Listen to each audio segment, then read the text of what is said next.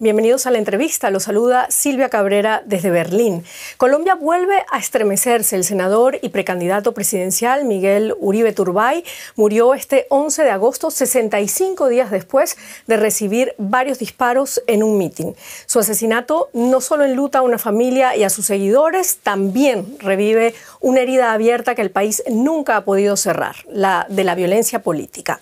Uribe Turbay era hijo de la periodista Diana Turbay, secuestrada y asesinada por el cártel de Medellín en 1991, cuando él apenas tenía 4 años. ¿Por qué la violencia sigue marcando generación tras generación la vida política de Colombia?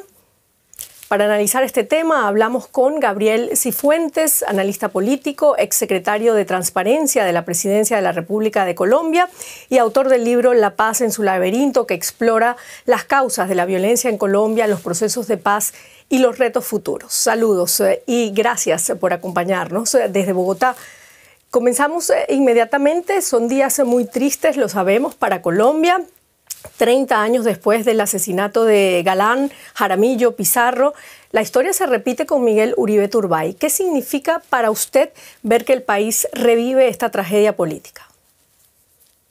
Más allá de la tragedia humana que significa tener una reedición de los ciclos de violencia, Silvia, lo que ha sucedido es de extrema gravedad, pues revive un capítulo de violencia política que muchos pensamos haber enterrado hace 30 años cuando se dio el último magnicidio, después de que Colombia, con Miguel Uribe, ya cuenta en las últimas décadas con 6 magnicidios. Eso es una cifra inaudita, teniendo en cuenta que en la región latinoamericana ha habido 8 magnicidios, 6 de ellos en Colombia.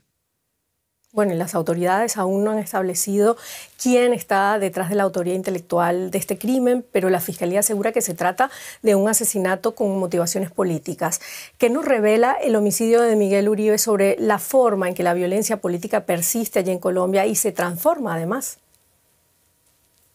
Miguel Uribe es la cara visible de una violencia que no ha sido tan silenciosa. Quizás el caso de Miguel Uribe es el más connotado por ser un precandidato presidencial, por ser además uno de los opositores más grandes del gobierno Petro. Pero Silvia, en Colombia solo en lo que va corrido del año han asesinado 97 líderes sociales. Una organización que revisa las condiciones electorales suma 208 actos de violencia. Tan solo hace 2 días atentaron, afortunadamente de manera infructuosa, contra un representante a la Cámara de un partido de la oposición. Es decir, Colombia no ha sido un país que ha superado del todo la violencia se ha transformado, pero se ha mantenido ahí. Ahora, este capítulo lo que hace temer son si hay garantías electorales para el 2026 y si la oposición efectivamente puede ejercer sus derechos democráticos en un país donde se ha revivido la violencia, pero también se están presentando casos como el de Miguel Uribe, que es de extrema gravedad en una democracia. Así es, de extrema gravedad en una democracia. Muchos comparan este asesinato con los magnicidios de los años 80 y 90, cuando la violencia del narcotráfico y la política se entrelazaron de manera brutal. Otros sostienen que se trata de un episodio distinto, marcado por el actual contexto de polarización y crisis institucional. ¿Estamos, y esta es mi pregunta, ante un hecho aislado o ante la confirmación de que la violencia política sigue marcando la historia de ese país?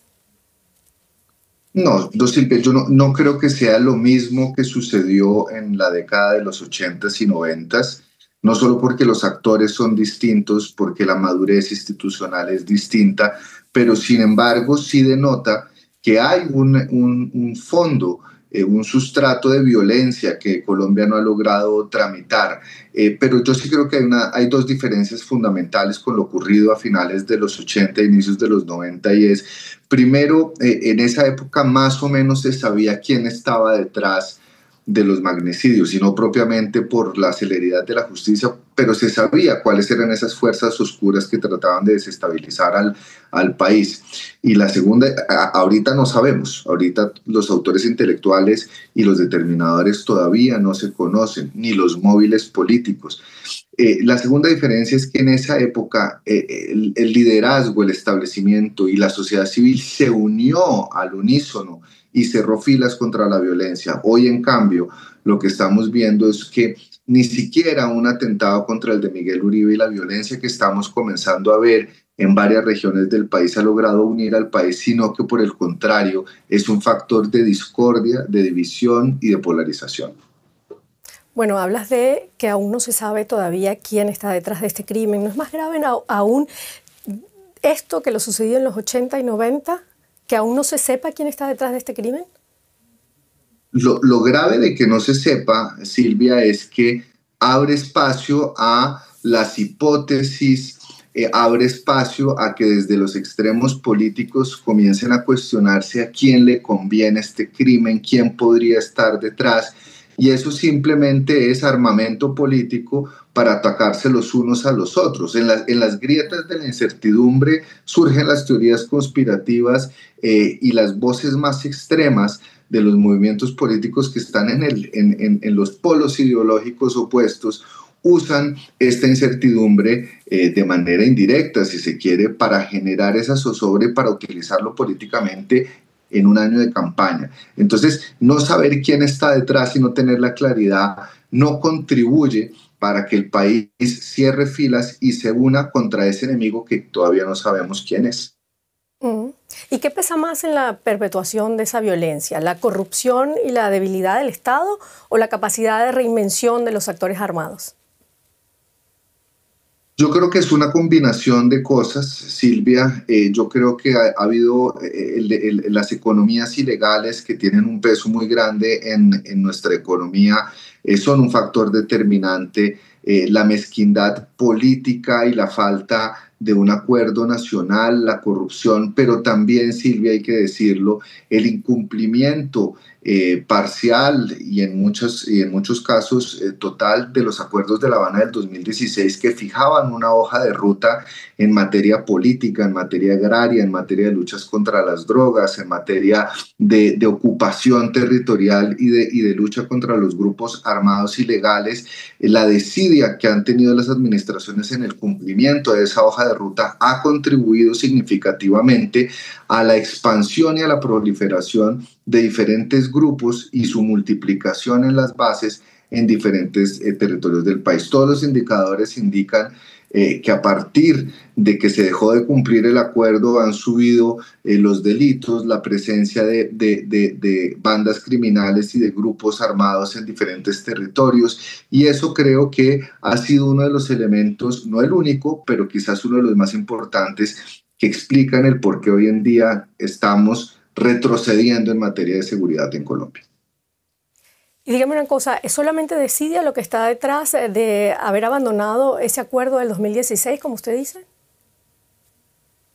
Yo no podría encontrarle otra explicación.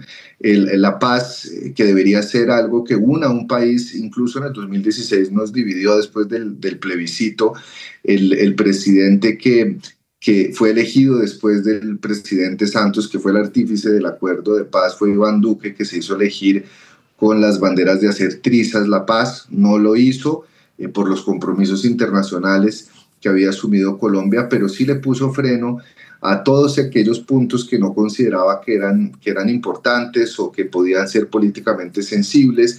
Y el presidente Gustavo Petro, que ha hablado de la paz total, ha tenido una aproximación errática, improvisada, desorganizada, buscando abrir más de 14 frentes de negociación con diferentes grupos, en vez de tomarse en serio la implementación del Acuerdo de Paz del 2016, que, Silvia, no es un armisticio.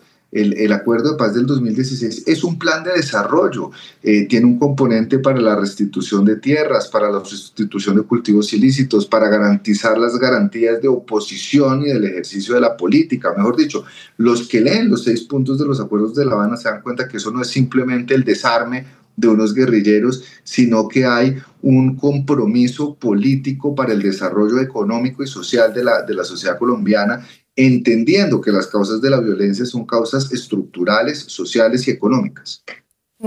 Bueno, Miguel Uribe Turbay se había consolidado como una de las principales voces de la oposición, muy crítico con esa política de paz total que es impulsada por el presidente Gustavo Petro. ¿Qué impacto tiene este asesinato en las elecciones del 2026 y en ese debate que se da en Colombia sobre la seguridad?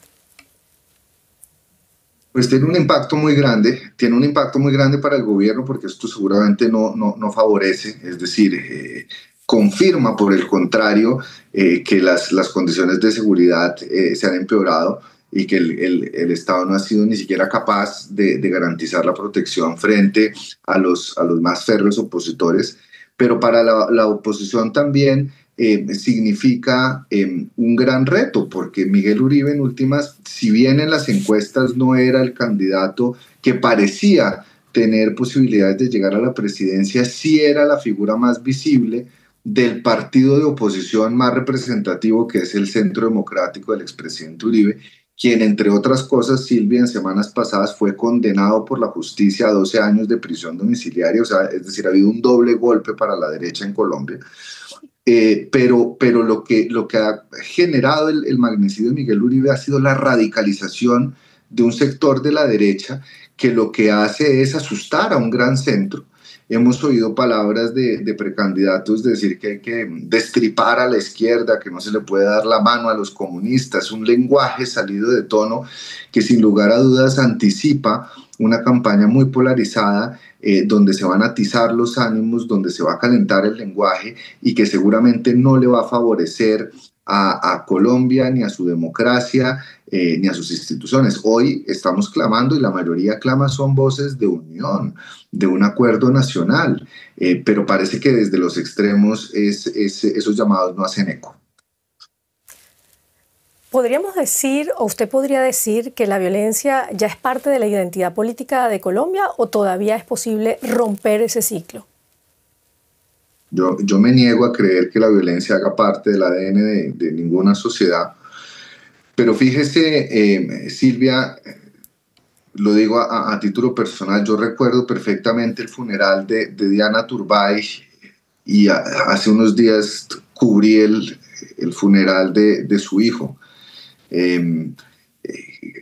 Hay generaciones enteras que no han vivido un solo día de paz y es una violencia que ha mutado de una violencia insurgente a una violencia estatal mezclada con guerrillas, a una violencia narcotraficante, a una violencia feudal. Creo que Colombia puede salir de estas, pero se necesita un gran acuerdo, un gran consenso y sobre todo poner de lado las mezquindades porque la violencia no se acaba con más violencia. Colombia tiene una deuda social inmensa, tiene una deuda de igualdad y de equidad enorme, y las economías ilegales, que son el carburante de la violencia en Colombia, nacen allí donde no hay oportunidades y donde no hay Estado. Es que en Colombia no hace presencia estatal en todo su territorio y eso también promueve ciclos de violencia interminables. Pero me niego a pensar que somos una cultura identitariamente violenta. Creo que hemos tenido una muy mala, muy larga racha y que pronto deberíamos salir de ella por el bien de Colombia. Bueno, con este mensaje terminamos esta entrevista. Lamentablemente se nos acabó el tiempo. Muchísimas gracias, profesor Gabriel Cifuentes, por estar con nosotros en DW, y los invitamos a todos los que nos siguen a leer su libro, ¿no? Paz en su laberinto, en estos tiempos tan convulsos. Gracias por habernos acompañado. Silvia, a ustedes por el espacio. Un saludo muy cordial a toda la audiencia.